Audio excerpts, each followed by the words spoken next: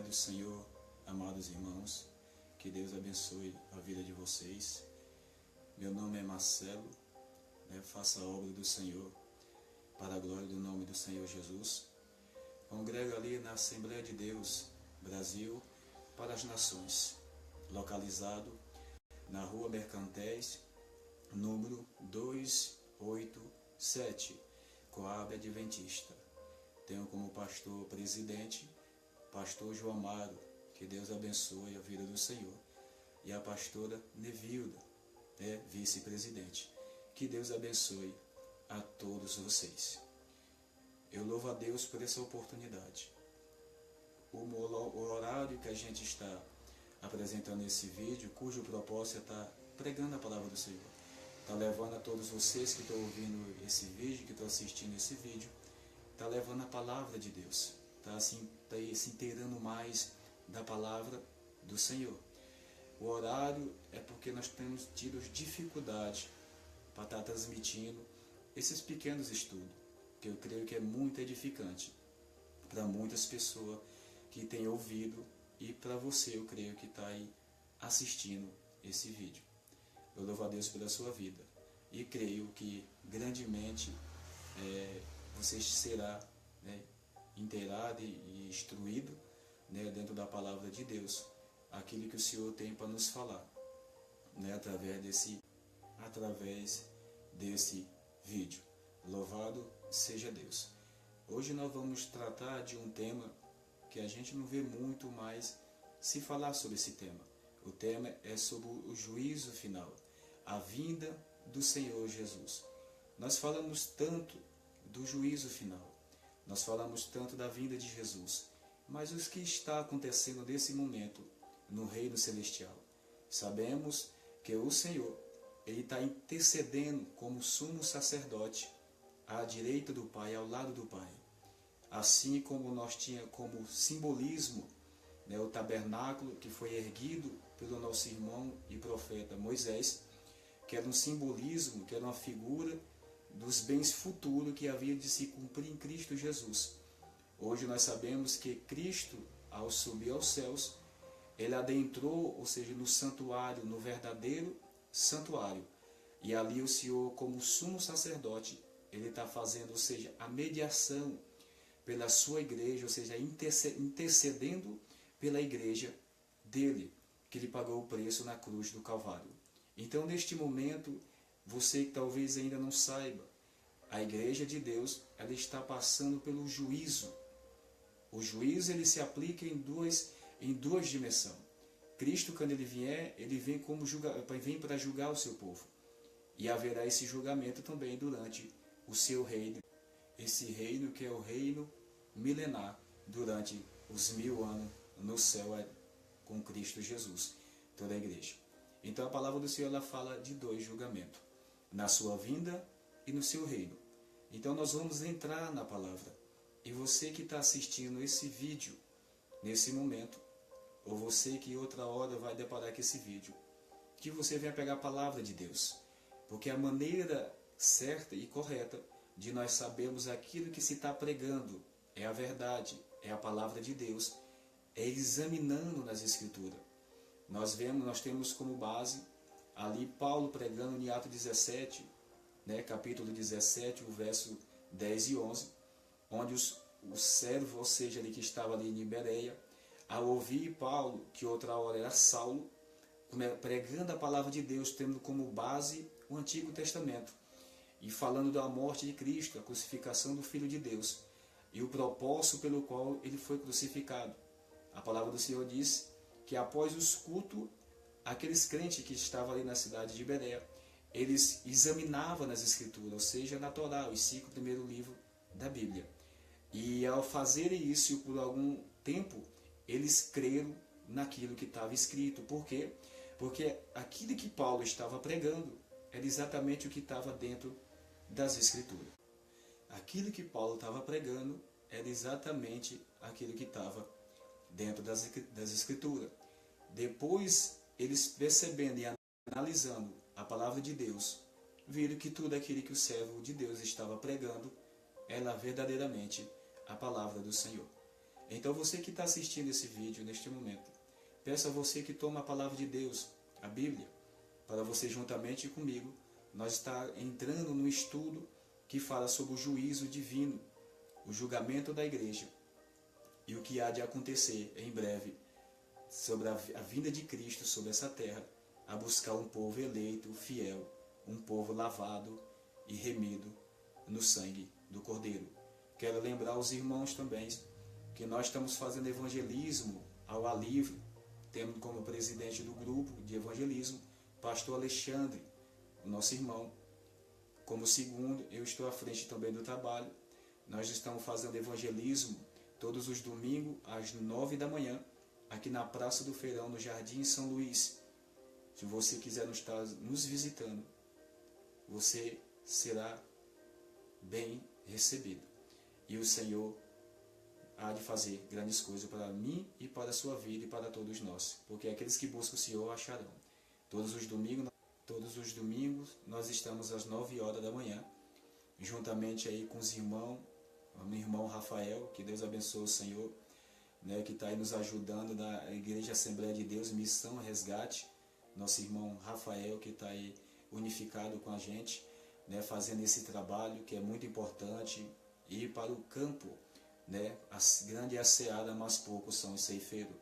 Às segunda-feira também nós estamos no metrô, nós estamos ali do lado do metrô, todas as segundas, fazendo essa obra, ou seja, levando a palavra do reino de Deus, para a glória do nome do Senhor. O propósito desse vídeo não tem como finalidade, ou seja, exaltação e buscar glória para o homem, não. O propósito desses pequenos estudos que o Senhor colocaram no meu coração para estar fazendo e alcançando pessoas de muito longe, pessoas que estão distantes, mas que podem contemplar e conhecer mais um pouco da palavra de Deus. E assim vir tomar a sua decisão, ou seja, a sua última decisão. Há 2 caminhos a seguir, mas só um deles levará à vida eterna. Há 2 portas a entrar, mas só uma porta levará à vida eterna. Nós vemos um mundo envolvido, né, um povo, a nação, ou seja, a geração do presente século XXI, envolvida a cada dia mais com as coisas do mundo, a cada dia mais se afastando de Deus. Mas a palavra de Deus, ela tem sido pregada há mais de 2000 anos atrás e continua sendo pregada. Cabe a cada um de nós tomar a decisão certa. E qual é essa decisão? Essa decisão é de ir e seguir a Jesus, negando as nossas vontades, o nosso eu, os nossos desejos que constantemente nos sufoca todos os dias, para impedir assim que nós venhamos se aproximar do Criador. Mas nesse momento eu peço a você que está assistindo esse vídeo, que você tome a sua Bíblia e vamos entrar nesse tema, que fala sobre o juízo daquele grande dia, a vinda do Senhor. Toma posse da sua Bíblia, eu vou estar pegando aqui a minha Bíblia, para que nós possamos estar entrando nesse estudo. Se conhece a palavra de Deus, examinando as Escrituras. Antes de nós entrarmos nesse estudo, eu quero estar lendo juntamente com você que está aí me assistindo, o Evangelho de João, capítulo 5, verso 39. Evangelho de João, capítulo 5, verso 39. Vamos ler um texto antes de nós entrar no tema. Evangelho de João, capítulo 5, verso 39, que está escrito assim: Examinai as Escrituras, porque vós cuidaste nela a vida eterna, e são elas que de mim testificam. O Senhor está nos ensinando que nós devemos examinar as Escrituras, porque através de examinar as Escrituras, não somente ler, nós sabemos que muitas pessoas lêem as Escrituras, mas não examinam. É necessário um estudo mais aprofundado, para que o Espírito de Deus, que inspirou a palavra de Deus, possa assim nos ensinar, nos instruir, para que nós possamos compreender a palavra de Deus. A palavra de Deus, ela está numa dimensão muito elevada, ou seja, está numa dimensão muito longe da mente do ser humano. É impossível o ser humano compreender a palavra de Deus, a não ser dada a revelação pelo Espírito de Deus, que a inspirou esta palavra divina.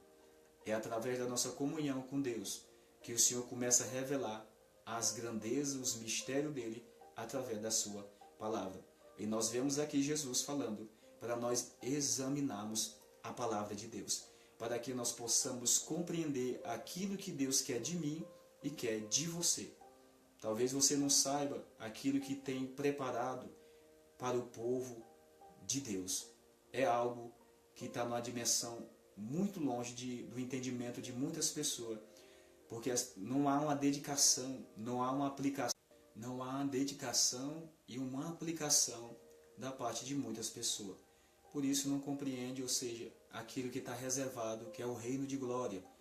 A mensagem central dos evangelhos, ou seja, de toda a palavra de Deus, dos 66 livros que você tem na sua mão, a mensagem central é a salvação eterna. É o reino de Deus, o novo céu e a nova terra. Peço a você, amado irmão, que está assistindo este vídeo, que vá comigo no segundo livro de carta a Timóteo, capítulo 4, verso 1. 2 Timóteo, capítulo 4, verso 1. Vamos entrar num tema que nós vamos estudar nessa madrugada. 2 Timóteo, capítulo 4, verso 1. Vamos ler o que está escrito. 2 Timóteo, capítulo 4, verso 1. Conjuro-te, pois, diante de Deus e do Senhor Jesus Cristo, que há de julgar os vivos e os mortos na sua vinda e no seu reino. Como se compreender esse verso? Paulo está escrevendo a Timóteo, um jovem pastor. E eu quero repetir mais uma vez, e você acompanha atentamente. Eu quero repetir mais uma vez esse verso, e você que está assistindo, acompanhe atentamente, que está escrito assim. 2 Timóteo, capítulo 4, verso 1. Conjuro-te, pois, diante de Deus e do Senhor Jesus Cristo, que há de julgar os vivos e os mortos na sua vinda e no seu reino. Quando nós lemos esse verso, capítulo 4 de 2 Timóteo, verso 1, Paulo está falando do juízo, da vinda de Jesus, que há de julgar os vivos e há de julgar os mortos na sua vinda e no seu reino. Nós compreendemos através do texto que há dois julgamentos. Vai haver um julgamento quando Cristo vier sobre os céus, sobre a nuvem, para buscar a sua igreja. E após esse julgamento, haverá outro julgamento. E esse outro julgamento, ele se aplica aos 1000 anos que a igreja passará com o Senhor, onde aqueles que não ressuscitaram, pois não alcançaram a salvação, eles vão ser julgados através dos livros. Neste momento, Cristo, ele já está, ou seja, fazendo a mediação e já está havendo um julgamento, ou seja, nós, a igreja, estamos passando pelo juízo de Deus. Cristo, quando ele morreu, ressuscitou. Ele passou ainda 40 dias, dando mandamento pelo Espírito Santo aos apóstolos, ou seja, aos discípulos que ele escolhera, para estar levando, ou seja, dando continuidade à obra redentora pela pregação do Evangelho. Nós vemos relatado, ou seja, essa passagem no livro de Atos, no capítulo 1, a partir do verso 1. Cristo ali ele ficou instruindo os discípulos, ou seja, os apóstolos, a qual ele escolheu e passou 3 anos e meio sendo instruído pelo Senhor. E o Senhor ali está dando mandamento. E depois, aos 40 dias, Cristo sobe aos céus.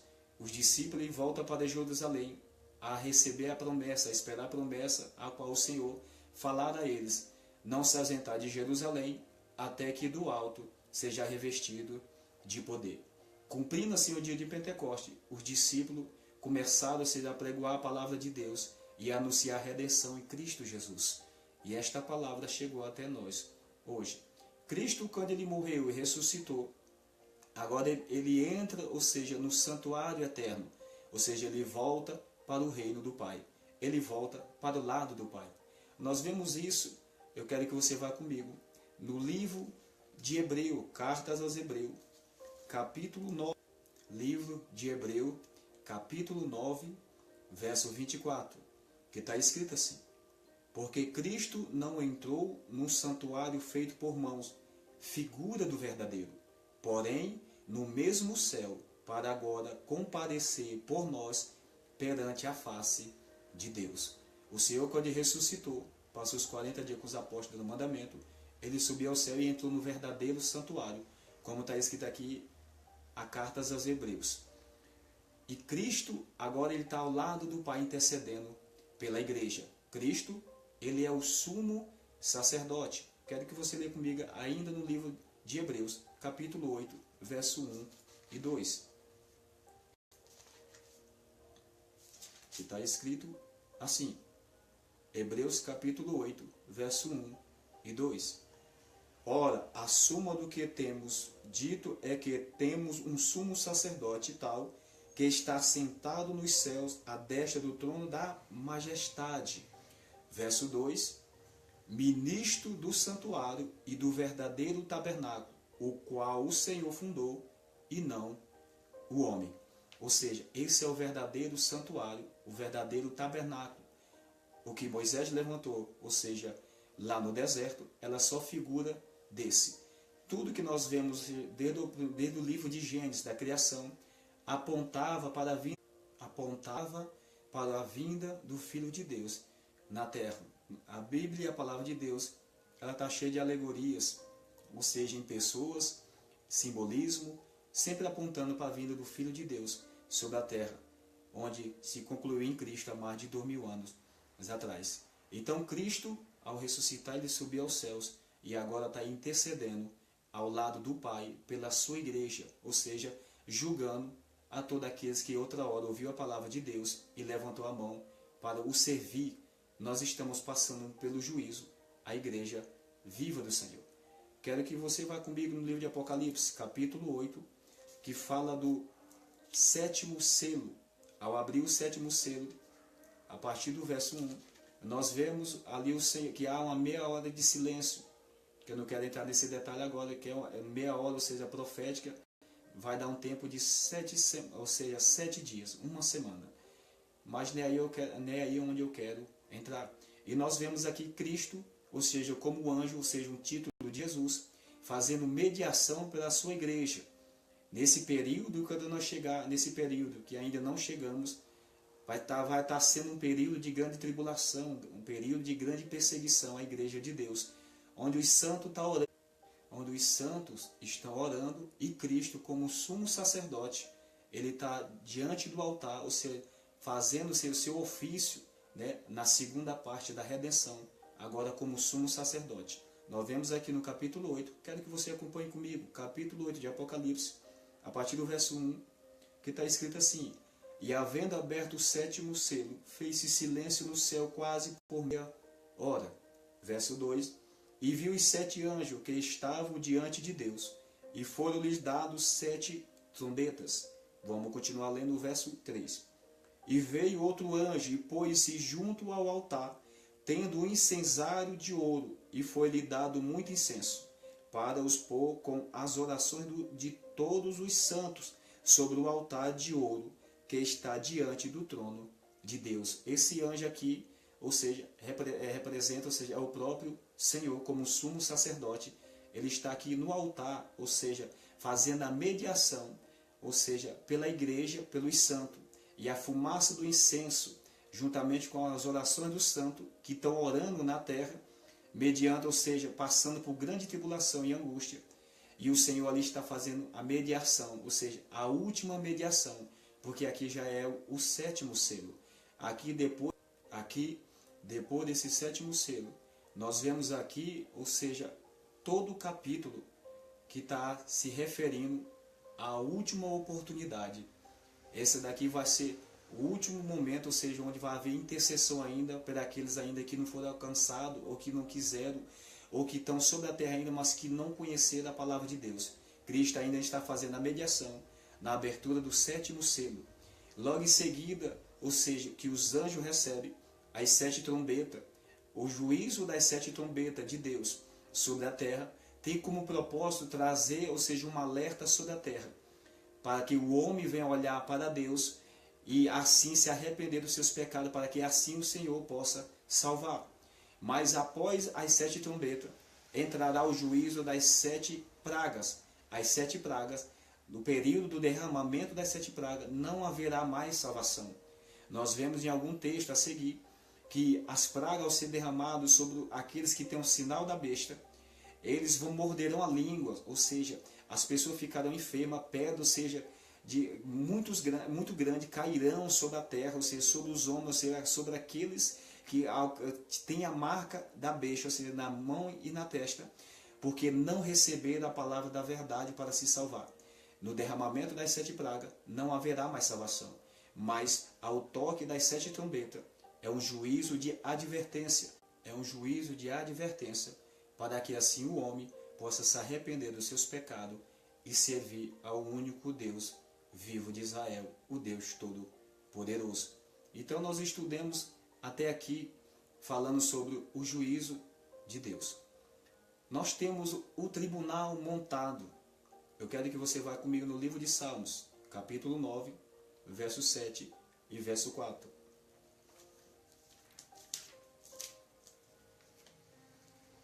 Livro de Salmos. Vamos ler o Salmos 9, verso 7. Nós vamos ver que dentro da palavra de Deus mostra um tribunal, ou seja, montado.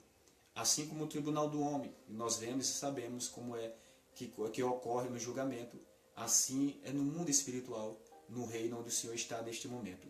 Há um tribunal montado.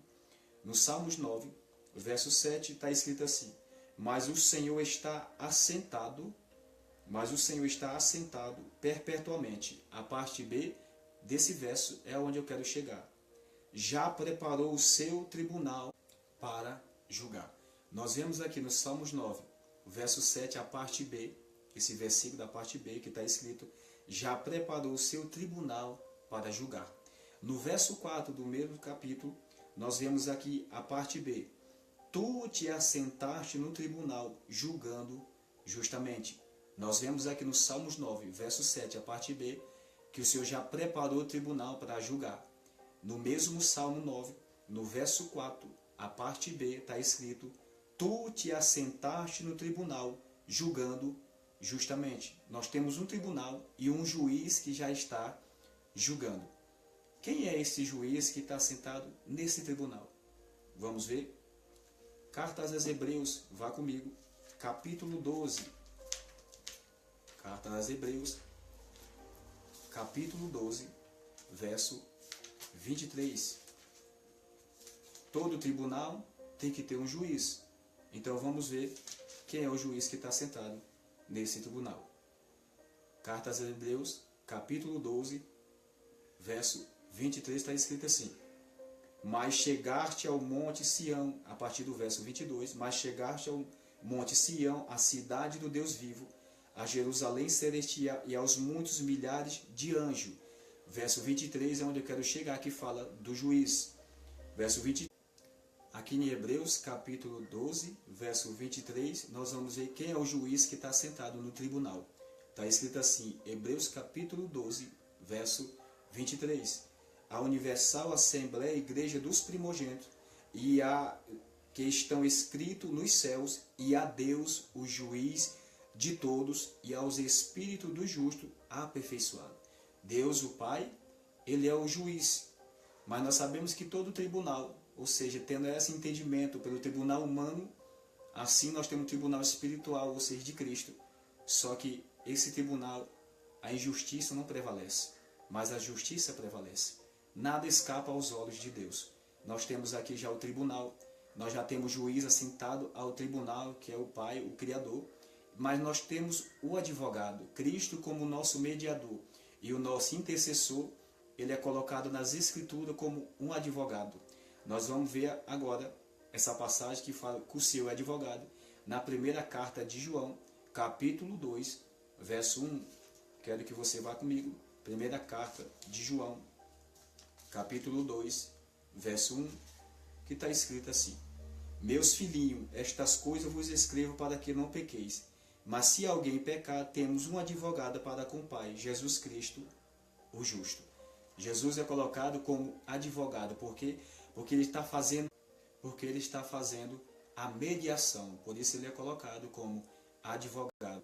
Agora nós vamos ler, nós vamos estudar. Estamos montando aqui o tribunal de Cristo, para você compreender o que está acontecendo nesse momento no reino espiritual. Nós já temos o tribunal, nós já temos, ou seja, o juiz assentado naquele tribunal, e nós temos aqui o advogado. Agora nós vamos ver quem é o acusador. Abra comigo Apocalipse capítulo 12, verso 10. Apocalipse capítulo 12, verso 10, que está escrito assim: E ouvi uma grande voz no céu que dizia: Agora é chegada a salvação e a força e o reino do nosso Deus, e o poder do seu Cristo, porque já o acusador de nossos irmãos é derrubado, o qual diante do nosso Deus o acusava de dia e de noite. Nós temos um acusador. Por isso é tão importante a nossa vida, ou seja, a nossa comunhão com Deus diária, todos os dias. A santificação diária nós temos que buscar. Por quê? Porque há um acusador.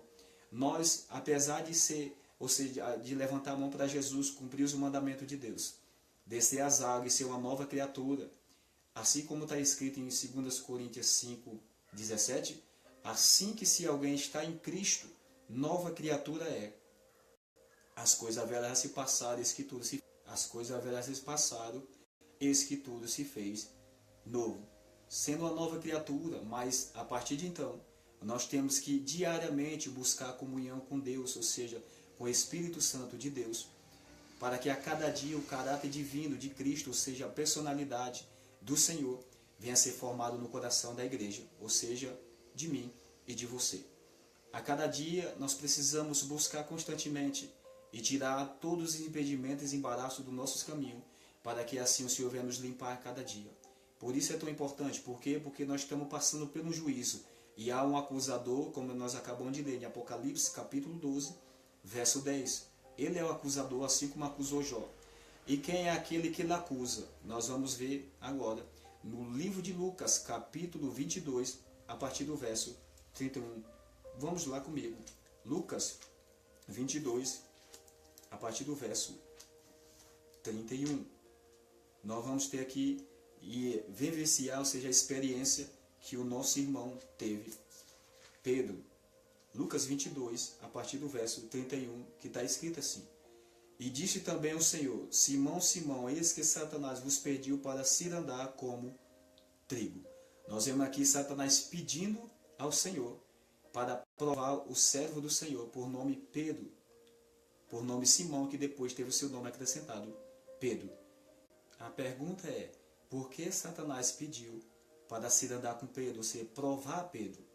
Se ele pediu, primeira coisa que nós aprendemos e entendemos, que Satanás ele não pode tocar em nada, ou seja, na sua vida, no servo e na serva de Deus, sem a permissão do Senhor. Tudo que acontece nas nossas vidas é amando de Deus ou por permissão do Senhor. Segundo, se ele pediu é porque tinha algo que ele via que dava espaço para ele entrar na vida de Pedro. No nosso dia não é diferente. Quantas pessoas, ou seja, servos e servas de Deus, estão com suas vidas destruídas, porque a brecha, e o inimigo, ao aliviar a brecha, ele adentra, ou seja, na vida dessa pessoa, levando-se a destruição em massa, casamentos, quantos casamentos no meio do cristianismo destruído, casos de adultério, fornicação, todo tipo de imundícia. Isso são portas abertas, que dá liberdade para o adversário, por nome Satanás e todos os seus adeptos, entrar nas nossas vidas, e assim assolar a nossa vida, destruindo a nossa vida espiritual. E corremos um sério risco de perder aquilo que é mais glorioso, que é a vida eterna. Porque nós vemos, ou seja, o próprio Satanás pedindo ao Senhor, e o Senhor permite, logo após acontecer isso, ou seja, o Senhor intercedendo por Pedro, assim como está intercedendo para a igreja, Pedro alcança a conversão verdadeira, que ele acreditava já ter aquela conversão, mas ainda ele não tinha se convertido. Ele apenas era um seguidor de Cristo, mas ainda o caráter divino da pessoa de Jesus não tinha sido formado no coração de Pedro. Mas após essa experiência, Pedro se converteu e se tornou um grande apóstolo, que até hoje nós temos aqui a história e tudo aquilo que ele viveu. Então nós estamos estudando aqui, ou seja, sobre o tribunal de Cristo. Nós temos aqui já um tribunal montado, ou seja, com juiz, o tribunal, o juiz, advogado, que é o nosso Senhor Jesus Cristo, E nós, ou seja, que somos aqueles que somos 24 horas, somos acusados. Através das nossas atitudes, Satanás tem liberdade para chegar diante do Senhor e nos acusar. Isso acontecerá até a vinda do Senhor. Por isso, a nossa vida de santificação, ela é muito importante. Nós buscarmos diariamente a santificação. Porque a cada dia que nós buscamos a santificação, seja pelo poder da palavra e do Espírito Santo, em nós, em mim, em você, em toda a igreja, é formado o caráter divino da pessoa do Senhor Jesus. Nós temos um tribunal montado. E nós vamos ler agora Daniel capítulo 7, a partir do verso 9. Quero que você vá comigo. Em Daniel capítulo 7, que fala do tribunal do Senhor. Capítulo 7 de Daniel, verso 9, que está escrito assim nas visões de Daniel. E eu continuei, está escrito assim em Daniel capítulo 7, verso 9, e eu continuei olhando até que foram postos uns tronos, e um ancião de dia se assentou. As suas vestes eram brancas como a neve, e o cabelo da sua cabeça como a pura lã. Continuando o texto, e o seu trono era de chama de fogo, e as suas rodas de fogo ardente. Vamos ler o verso 10. Um rio de fogo manava e saía de diante dele. Milhares de milhares o serviam, continuando o texto, e milhões de milhões estavam diante dele. A parte B do verso 10, assentou-se o juízo e abriu-se os livros. Assentou-se o juízo, abriu-se os livros. O juiz está posto para julgar. E agora, quando o juiz assenta, se abrem os livros, ou seja, está colocado no plural. Não o livro da vida. Existem os livros e o livro da vida. O livro da vida é quando nós aceitamos, ouvimos o Evangelho, a palavra de Deus. E você crê na palavra que está sendo pregada. Ao crer no seu coração, fazer menção e confissão, ou seja, dos seus pecados, e aceitar Cristo como mediador da sua vida e Senhor, o único Senhor, o teu nome é escrito no livro da vida. A partir de então, as suas obras passam a ser julgadas no santuário celestial. É isso que Cristo neste momento está fazendo, julgando a sua igreja pelas suas obras escritas nesses livros, que se chamam os livros das obras, Apocalipse capítulo 20, a partir do verso 11. Então, amados irmãos, quero ler mais um texto que se encontra na primeira carta de Pedro, capítulo 4, verso 17. 1 Pedro, capítulo 4, verso 17. Vamos ver o que está escrito. Está escrito assim: porque já é tempo que começa o julgamento pela casa de Deus. Segue o verso. E se primeiro começa por nós, qual será o fim daqueles que são desobedientes ao Evangelho de Deus? Nós lemos esse verso aqui, nos mostrando, nos ensinando que o julgamento já está acontecendo. A igreja já está sendo julgada. Quando Cristo vier, ele vem para dar o galardão, a saber, a vida eterna àqueles que com perseverança, ou seja, não pararam e continuaram através, mesmo com tanta diversidade e perseguição, mas aqueles que não aceitaram, ou seja, que tripudiaram a palavra de Deus, pisaram a palavra de Deus, tiveram a oportunidade, mas não o aceitaram, o Filho de Deus, como Senhor e Salvador. A esse será destinado a condenação eterna. Quando fala que o Senhor vai julgar os vivos e os mortos na sua vida e no seu reino, nós entendemos a partir das Escrituras, à luz da Bíblia, que é dessa maneira que vai acontecer. Quero ler mais um texto com vocês, para nós compreender melhor sobre esse julgamento naquele grande dia que Cristo vier. Cristo já está julgando a igreja. Quando ele vier, ele vai vir para dar o galardão. O galardão a todos aqueles que perseveraram, aqueles que creram, permaneceram na doutrina do Senhor Jesus. Naquele grande dia, quando o Senhor raiar sobre os céus, aqueles que estão mortos em Cristo ressuscitarão primeiro. Depois os que estão vivos serão transformados. Eu quero ler esse texto que se encontra em 1 Tessalonicenses, capítulo 4, verso 16, 17. 1 Tessalonicenses, capítulo 4, verso 16 e 17. Peço, amados irmãos, que vá lá até comigo.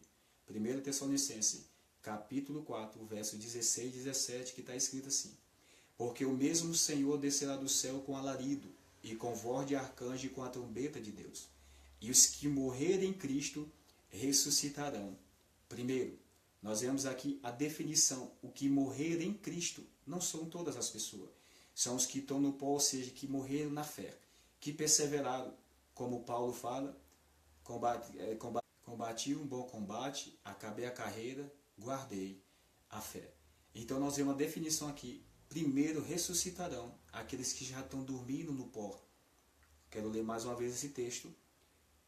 1 Tessalonicenses, capítulo 4, verso 16. Porque o mesmo Senhor descerá do céu com alarido e com voz de arcanjo e com a trombeta de Deus. Os que morrerem em Cristo ressuscitarão. Primeiro. Esta é a primeira ressurreição de que Cristo falou no livro do Evangelho de João, capítulo 5, verso 28 e 29. Lá o Senhor começa a ensinar sobre a doutrina da ressurreição naquele grande dia, que haveria de haver duas ressurreições, aqueles que fizeram o bem para a ressurreição da vida e aqueles que fizeram o mal para a ressurreição da condenação.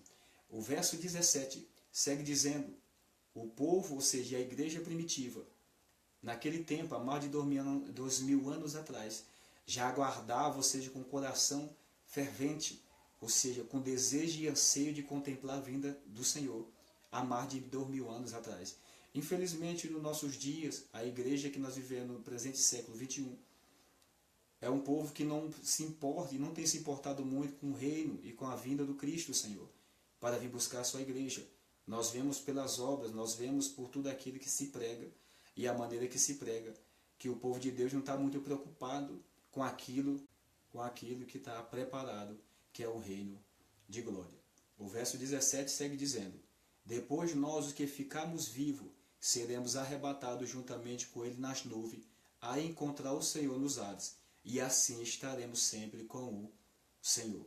O Senhor na sua vinda, quando, ou seja, o céu, de uma ponta a outra, se abrir, Cristo, ele descerá, ou seja, não tocará seus pés na terra, e arrebatará a igreja. Primeiro, os que estão dormindo no pó, o Senhor ressuscitarão.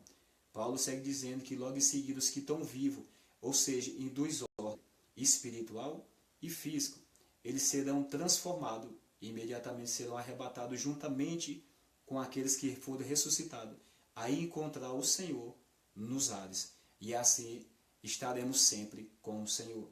Essa é a mensagem central da palavra de Deus, ou seja, viver no reino de glória, que o Senhor preparou e nos deu a preço de sangue da sua própria vida. Você, meu amado, e você, minha amada, que está ouvindo e assistindo esse vídeo, eu não sei como você tem andado e como se você já serve o Senhor. Como que está a sua vida diante de Deus. O Senhor está vindo para várias pessoas, o Senhor está vindo para várias pessoas individualmente nesse momento. Muitas delas estão sendo pegadas, despreparadas e de surpresa, assim como o ladrão. O Senhor tem mencionado em toda a sua palavra que assim será a vinda dele, assim como foi no tempo de Noé. As pessoas estarão desapercebidas, de repente serão surpreendidas. Talvez você ainda não aceitou Jesus como Senhor da tua vida. Talvez você não confessou o Senhor ainda como Senhor da tua casa. Buscai o Senhor enquanto se pode achar. Invocai enquanto está perto. Isaías 55, verso 6. Isso fala de tempo.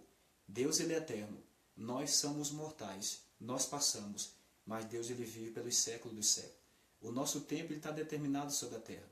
Nós somos mortais e por isso, por mais que nós vivamos 50 anos, 60 anos, uma certeza que temos que vamos descer à sepultura. Mas o problema central não é esse. O problema central é a maneira como nós vamos descer. Na fé de Jesus Cristo, para que nós possamos ser ressuscitados por Ele naquele grande dia e viver no reino de glória juntamente com Ele. Ou sem a fé de Jesus, ou seja, com a vida selada para a perdição. Você tem a chave de oportunidade para estar escolhendo.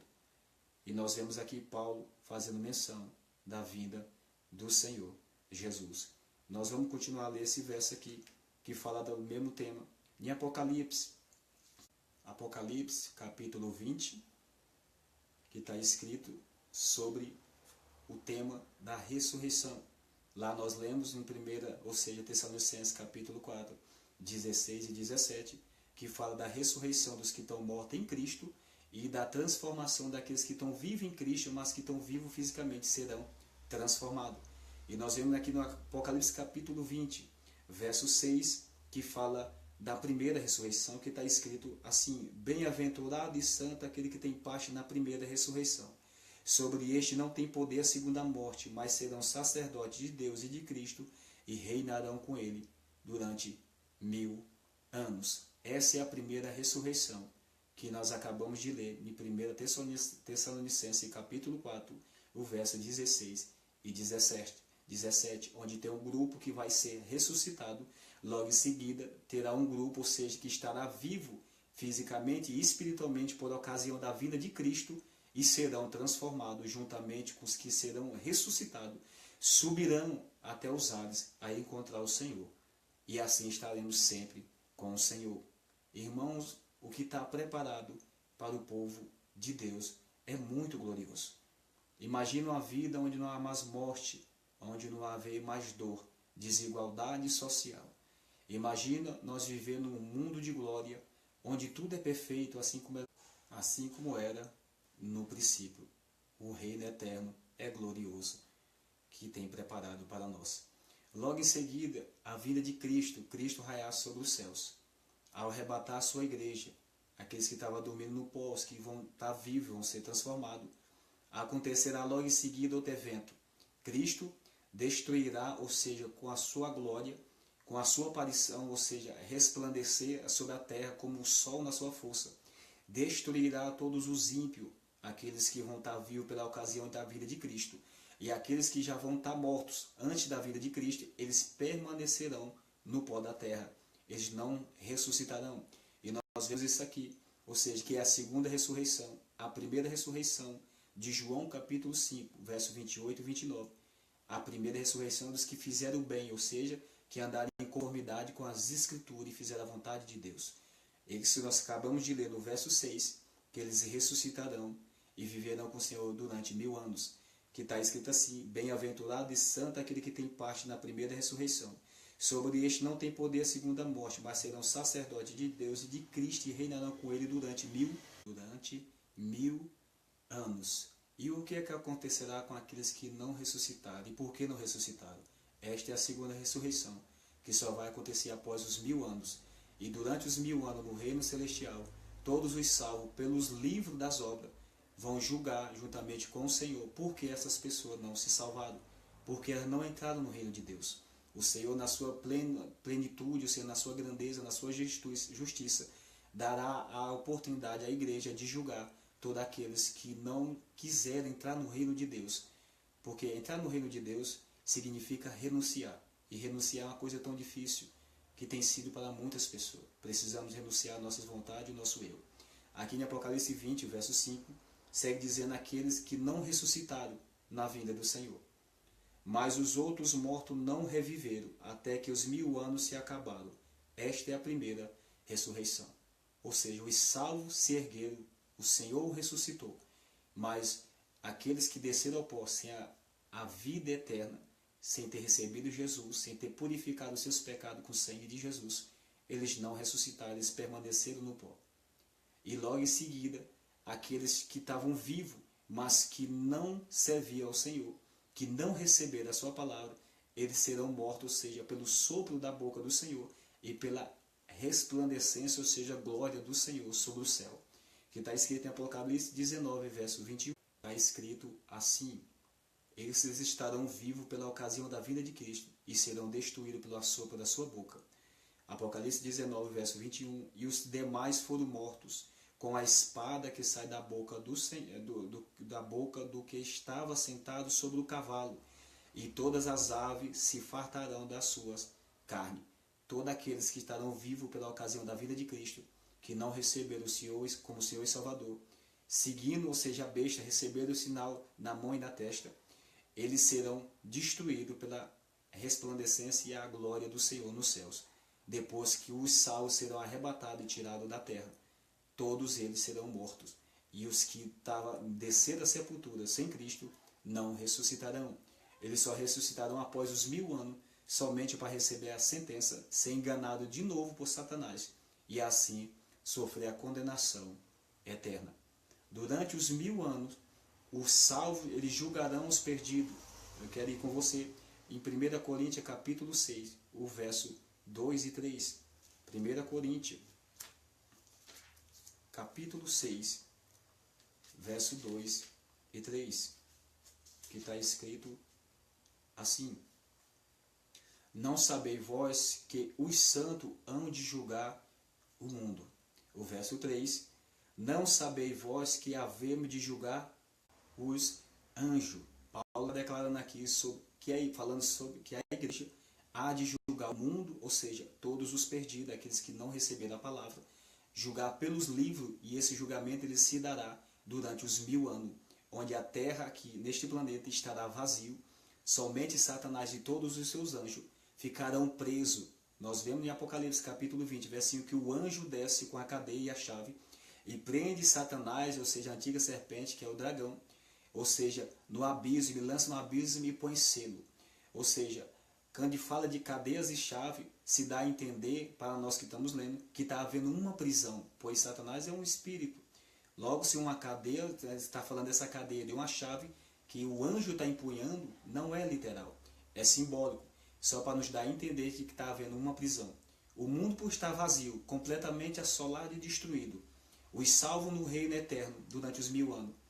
Todas as pessoas, seja que não receberam Cristo, perecerão, perderão serão queimados pela glória do Senhor. Os que estavam no pó não ressuscitaram. Então Satanás não tem mais a quem, ou seja, tentar. Então ele passará durante 1000 anos, junto com todos os anjos, aqui, ou seja, na terra vazia.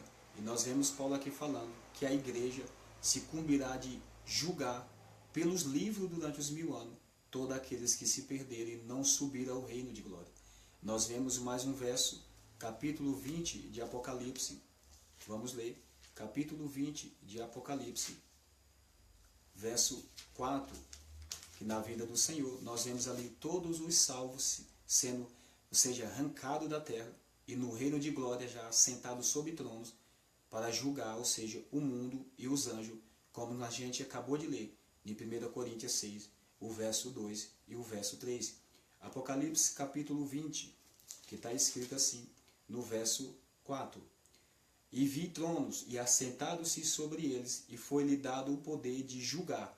E vi as almas daqueles que foram degolados pelo testemunho de Jesus e pela palavra de Deus, e que não adoraram a besta, nem a sua imagem, e não receberam o sinal nem nas suas testas, nem nas suas mãos, e viveram e reinaram com Cristo durante 1000 anos. Está falando das mesmas pessoas, ou seja, que a gente acabou de ler. Ressuscitou, ou seja, os salvos, estão no reino de glória, sentados sobre o trono, e julgando pelos livros aqueles que morreram na vida de Cristo e aqueles que não ressuscitaram, que é a segunda ressurreição, porque, analisando por que essas pessoas não entraram no reino de Deus. Nós devemos compreender, você que está assistindo esse vídeo, que a oportunidade de salvação é agora. Quero ler com você Eclesiastes, livro do nosso irmão Salomão, Eclesiastes capítulo 9, verso 10. Eclesiastes capítulo 9, verso 10. Que está escrito assim, Eclesiastes capítulo 9, verso 10. Tudo quanto te vier à mão para fazer, faze conforme as tuas forças, porque na sepultura, para onde tu vai, não há obra, nem projeto, nem conhecimento, nem sabedoria alguma. O que nós entendemos aqui, que a oportunidade de mudança e de salvação é enquanto nós respiramos. Desceu a sepultura, tudo está resolvido. Ou seja, descemos a sepultura salvo ou perdido. Enquanto você que está ouvindo esse vídeo, assistindo este vídeo, tem a oportunidade de reconhecer Jesus como Senhor e Salvador da tua vida. Buscar o Senhor enquanto se pode achar. Quantos têm perdido a salvação e sabendo o caminho da verdade? Assim como Judas também, que andou com Jesus, mas se corrompeu pelo caminho e se tornou um filho da perdição. Não seja você um filho da perdição. Quero ler mais um verso aqui no capítulo 9 de Eclesiastes, verso 4, que está escrito assim: ora, para aqueles que está entre os vivos há esperança, porque melhor é um cão vivo do que um leão morto. Enquanto a vida, há esperança de mudança. Aquele ladrão na cruz do Calvário, ele teve a sua vida em erro, mas como a salvação é para todos, não para alguns, o Senhor dá oportunidade para todos, mas nem todos querem essa oportunidade. Mas nós vemos entre aqueles dois ladrões, um à direita e outro à esquerda, o que estava do lado do Senhor. Ele olhou para Jesus e viu salvação nele, mas enquanto isso o outro zombava. Talvez você seja aquele que olhou para Jesus e viu uma oportunidade de vida eterna. Ou talvez você seja aquele que zombou de Jesus, dizendo: desce da cruz para que te salvar a ti mesmo e a nós também. Jesus estava preso e crucificado ali por amor a ele, mas ele não teve esse entendimento e essa revelação, por seu coração estar duro, o coração fechado. Quantas pessoas estão com o coração dentro da igreja fechado e não conseguem compreender a dimensão daquilo que o Senhor tem para cada um de nós? Buscai ao Senhor. Você, meu amado, e você, meu amado, que está ouvindo este vídeo. Quero ler mais um verso com você, que na segunda carta de Timóteo, capítulo 8. Vamos ler a partir do verso 7, continuando sobre o assunto. Enquanto há vida, há esperança. Tudo que vier na tua mão fazer, faz conforme as tuas forças. Faça a obra com fidelidade, porque há galardão para todos nós. 2 Timóteo capítulo 4, verso 7. Combati o bom combate, acabei a carreira, guardei a fé. Verso 8 é onde eu quero chegar. Desde agora a coroa da justiça me está guardada, ao qual o Senhor justo juiz me dará naquele dia, e não somente a mim, mas também a todos que amarem a sua vinda.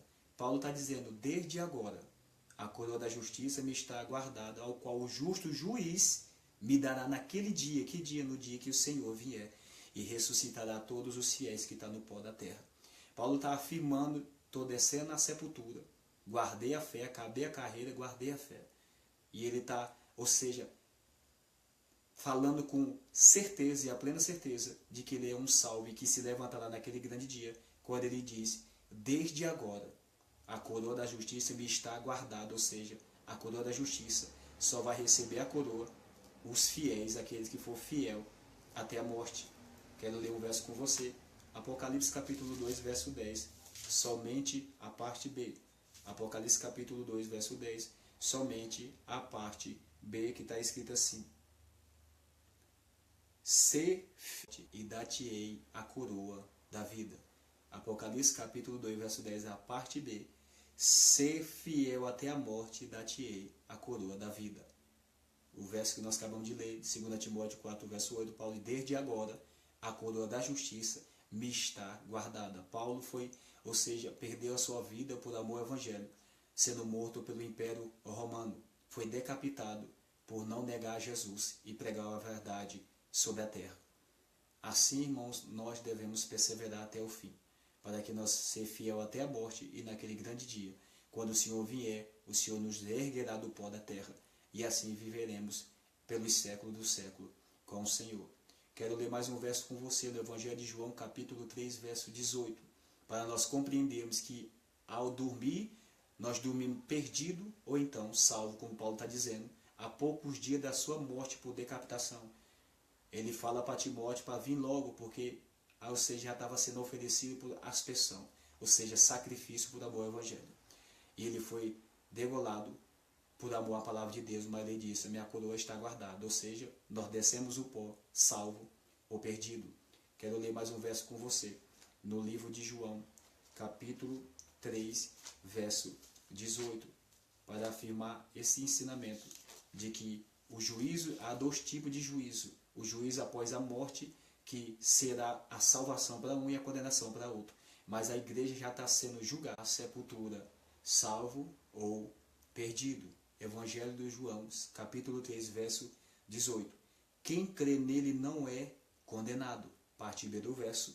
Mas quem não crê já está condenado, porquanto não crê no nome do unigênito Filho de Deus. Ou seja, se você crê, você não é condenado. Mas se não crê, e você não crendo, você não recebe o Filho de Deus como Senhor e Salvador. E você não recebendo, você não pode ser lavado e remido pelo sangue de Jesus. Então perderá a salvação, descerá à sepultura sem a salvação. Enquanto você está respirando, toma a sua decisão de servir ao Senhor fielmente até o fim da sua vida. Perdemos aqui, mas ganhamos lá. Nós precisamos renunciar aqui para poder ganharmos lá. O Senhor está à porta. Qualquer momento nós vemos, ou seja, Cristo raiar sobre esses céus. Os eventos que se cumprem as profecias do Apocalipse, nós já vemos acontecendo diariamente. A terceira guerra, ou seja, entre Estados Unidos e a Coreia do Norte, sem dúvida acontecerá e não vai demorar muito tempo, porque tudo isso está nas profecias de Apocalipse. Nós estamos vivendo num tempo de fome, de guerra, tanta destruição por toda a terra, tsunami, terremoto, quantas pessoas sendo tragadas pela natureza, e tudo isso está descrito na palavra de Deus. Quero ler mais um verso com você. Evangelho de João, capítulo 11, verso 25. Disse-lhe Jesus: eu sou a ressurreição e a vida. Quem crê em mim, ainda que esteja morto, viverá. Todos que desceram no pó, assim como Paulo falou em 2 Timóteo, capítulo 4, verso 7, combati um bom combate, acabei a carreira, guardei a fé. Paulo desceu à sepultura com a fé no coração. E o Senhor diz: aquele que crê em mim, ainda que esteja morto, viverá. Por quê? Porque Paulo estava dizendo: eu estou descendo à sepultura com a fé. E o Senhor, quando Ele vier, Ele vem buscar fé. Como está a tua fé? Você já entregou a tua vida para Jesus? Você já confessou como Senhor e Salvador? Todas as pessoas que ouvem a palavra de Deus e não aceitam, o Senhor não julga. Eu quero ler esse verso com você. Evangelho de João, aqui mesmo, capítulo 12, verso 37 e 38, que está escrito assim. Evangelho de João, capítulo 12, verso 47 e 48, que está escrito assim: se alguém ouvir as minhas palavras e não crer, eu não julgo, porque eu vim não para julgar o mundo, mas para salvar o mundo. Verso 48. Quem me rejeitar a mim e não receber as minhas palavras, já tem que o julgue. A palavra que eu tenho pregado, essa há de julgar no último dia. O Senhor está dizendo: a minha palavra há de julgar. Quem ouvir a minha palavra e não crer, eu não vou julgar, porque o Senhor ele veio para salvar, mas nem todos querem a salvação. Porque para se salvar precisa renunciar, deixar o mundo, deixar o engano, deixar o pecado, a mentira, para que possamos alcançar o novo nascimento, que é a formação do caráter divino no coração do homem. Mas nem todos querem renunciar a este mundo, que aparentemente é tão prazeroso.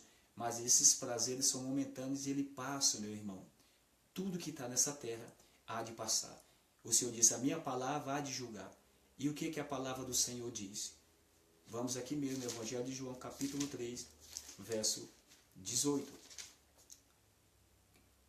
Capítulo 3, verso 18. Vamos ver o que a palavra do Senhor diz, seguindo a leitura daquele texto que nós acabamos de ler. Quem crê nele não é condenado, mas quem não crê já está condenado, porquanto não crê no Filho do unigênito, Filho de Deus. Quem crê não é condenado, mas quem não crê já está condenado. Portanto, porque não crê no Filho de Deus, ou seja, o unigênito, quer dizer, o único gerado, o único que pode nos levar ao Criador. Verso 19. E a condenação é esta, que a luz veio ao mundo e os homens amaram mais as trevas do que a luz, porque as suas obras eram má. Verso 20. Porque todo aquele que faz o mal odeia a luz e não vem para a luz, para que as suas obras não sejam reprovadas. Aí está a consequência da perdição do homem. Porque o Senhor está dizendo: a luz veio ao mundo, mas os homens amaram. Há um amor e um prazer ao pecado, de tal maneira que assim como a gente ama uma esposa e quer estar tanto perto dela, assim há um prazer pelo pecado, diz a palavra de Deus. Os homens amaram mais as trevas do que a luz, porque as suas obras eram más. Porque ao vir para Jesus, o homem ele tem a certeza, porque é o Espírito de Deus que convence o homem do pecado, dá essa certeza o homem que o homem precisa deixar o velho homem para poder seguir a Jesus. Essa será, ou seja, a condenação de milhões e milhares, por não querer deixar os deleites deste mundo. Você que está assistindo esse vídeo tem a oportunidade de entrar no reino de Deus, confessar Jesus como Senhor e Salvador da tua vida, para que o teu nome seja escrito no livro da vida e perseverar até o fim.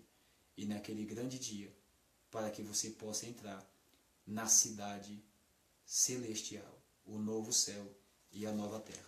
Quero ler Apocalipse capítulo 21. Aqui há galardão. Quero ler Apocalipse capítulo 21, a partir do verso 1. E vi um novo céu e uma nova terra, porque já o primeiro céu e a primeira terra passaram e o mar já não existe. Verso 2. E eu, João, vi a santa cidade, a nova Jerusalém, que de Deus descia do céu, preparada como uma esposa, adornada para o seu marido. Verso 3.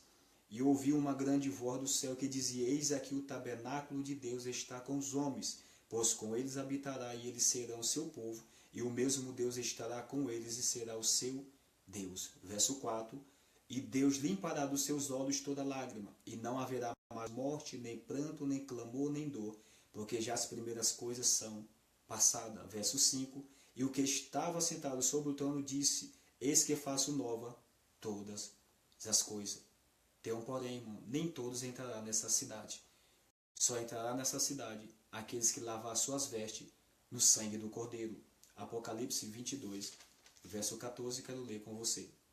Que está escrito assim: Bem-aventurado aqueles que guardam os seus mandamentos, para que tenham direito à árvore da vida e possam entrar na cidade pelas portas. Em outras traduções está escrito: Bem-aventurado aqueles que lavam os seus vestidos no sangue do Cordeiro, para que tenham direito à árvore da vida e possam entrar na cidade pelas portas. Significa, quando nós somos lavados e remidos, quando nós levantamos a mão para Jesus e vivemos a partir de então em conformidade com os mandamentos. Assim, as nossas vestes, ou seja, é lavada e purificada. Vestes lavadas e purificadas significa caráter de Cristo, caráter divino, formado dentro do coração do homem. A nossa natureza ela é transformada pelo poder de Deus, o poder do Espírito do Senhor. Mas nem todos entrarão nessa cidade. Apocalipse 21, verso 8.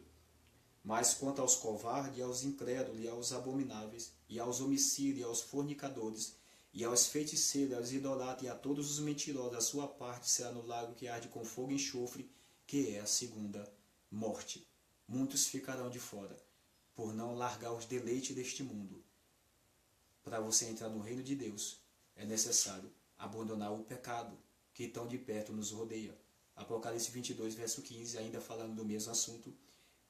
Apocalipse 22, verso 15. Mas ficarão de fora os cães, os feiticeiros, os fornicadores, os homicidas, os idolatras e qualquer que ame e comete a mentira. Ficarão de fora todos esses. Você que está assistindo esse vídeo, deixa a mentira. Deixa o engano, o adultério, o cigarro, a bebida.